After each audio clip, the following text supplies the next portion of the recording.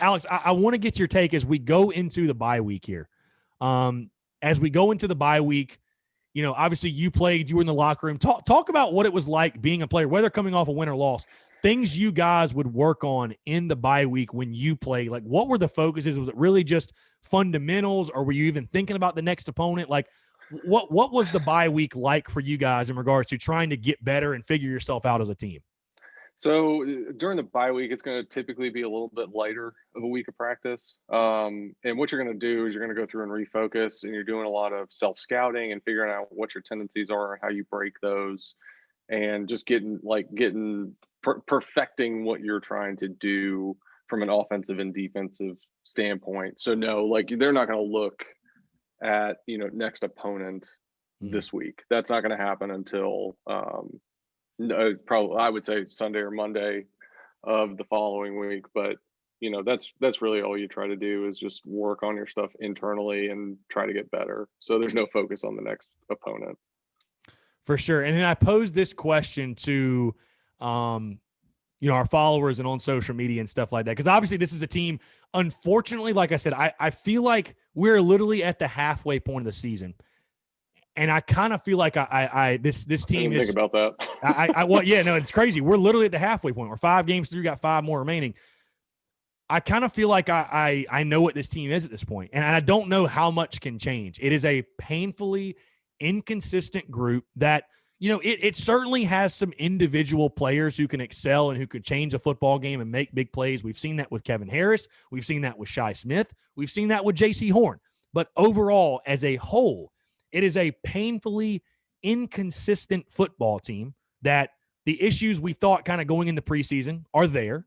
And defensively, we're much worse off than we thought. And there's holes in the secondary. And if you know that, again, the book is written on South Carolina right now, I feel like. I feel like it's not that difficult. It's pretty simple as far as how to attack South Carolina. But obviously, there are things this Gamecocks football team needs to work on, needs to get better at, holes they need to plug. What is the one thing, or maybe the main couple of things, you would like to, if you had a Christmas wish list or whatever, you had a wish list for the bye week, what is the thing you want to see this team improve most on as they head into this Texas A&M game after the bye week, which I think is going to be one of those must-win pivotal games, night game at home? What is that thing for you most want to see improve over the bye week? And I'm guessing we're kind of constrained to, I can't wish for Will Muschamp to be fired and a more competent head coach replacing him. Something realistic. Unfortunately, that's not realistic.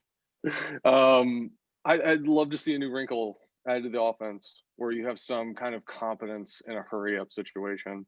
And again, it goes back to, we had no sense of urgency against Florida. It took us 7.5 minutes to do a 2-minute drill. So that is something I want to see accomplished more than anything. And then, on the defensive side of the ball, figure out a way to get pressure. Yeah. You got to bring five. We keep talking about, we got these all-world cornerbacks out there. They can be left on an island. Or at least you keep telling us they can be. Right. And so, figure out a way to bring pressure. I agree with you, by the way, the offensive wrinkles. Would you like to see personnel changes? Would you just like to see new plays added? I guess maybe a mixture of both. I'm sure you don't care as long as it's putting points on the board, but specific, because I agree with you. I'd like to see South Carolina get more creative offensively. You keep telling us and again, what Will Muschamp says, take it with a grain of salt. How he says they perform in practice, take it completely with a grain of salt. But from what we've heard, and we've seen it, heck, Dak Joyner, he's an athlete. Where is he at? How is he not touching the ball once?